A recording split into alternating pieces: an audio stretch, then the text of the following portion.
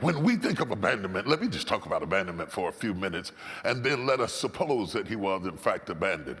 But let us talk about abandonment. If you have a house and don't do anything to demolish or destroy or to any way devalue the house itself, except abandon it, abandonment alone will lead to the deterioration of the house. No water running through the pipes, no toilets being flushed, no lights being turned on. Doesn't sound like it would be abusive, but actually the isolation of leaving the house to itself, by itself, causes it to deteriorate at a far more rapid rate than it would be if you used it. Abandonment has an effect on a house. Abandonment has an effect on a car.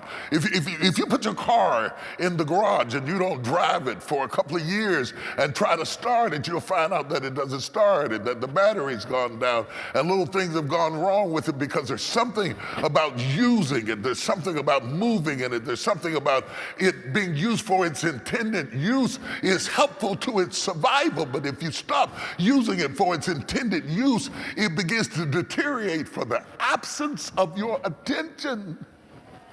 and it suffers from abandonment. Now, if a house or a car suffers from abandonment, let's talk about people. The one thing that God said was not good out of all the things that he created is he said it is not good for man to be alone. Because when we are left alone, there is a feeling of abandonment that overwhelms us, that is dangerous, that can shorten our lifespan, not because of our heart disease, not because of our lungs disease, just because we are isolated and confined, we begin to deteriorate much like the house or the car. It is so important that you don't even need a person to be with you. It is a statistical fact that if you have a pet, if you have something living in your house, something you have to take care of, something that you have to feed and laugh and play with, that it begins to build a certain amount of resilience and strength in your life, it is not good to be alone. It's not good to be alone. That feeling of abandonment can affect all of your life, not just to the elderly, but to the young. To be abandoned by your mother is something that stays with you all of your life. There may be a good reason for it, but it stays with you all of your life. To be abandoned by your father affects you all of your life. It affects how you see things. It affects how you need people. It affects how far you will go out to get their attention and keep their attention, and how you want to please them because you have in fact been abandoned. It affects your approach to life itself. Some of the symptoms are you always want to please others. You become a people pleaser, or you're giving too much in your relationships.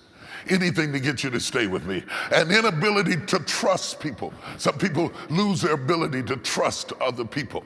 I'm not talking about you, I'm talking about other people. Pushing others away to avoid rejection. You won't let anybody in because you don't want to go through that kind of disappointment again. And so you find an excuse to push them away. They weren't even there for the abandonment, but they get the punishment for the abandonment because you won't let them in. Feeling insecure in romantic partnerships and friendships, creating codependent relationships are all a result of being abandoned. It's a scary feeling. It's a scary feeling. It affects every other feeling you have the rest of your life.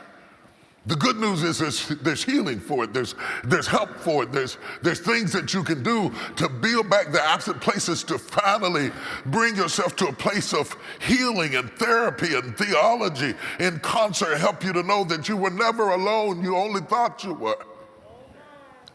That God had a plan for your life. And it may have even included you going through a period of abandonment to create a thirst in you for God in a way that you would not otherwise have that thirst for Him. You have to be able to translate the bad into good, the oil into fire, the pain into purpose. You have to be able to translate it, but some people get stuck in the pain of it and they never get to the power and the purpose of it, and they can't translate it.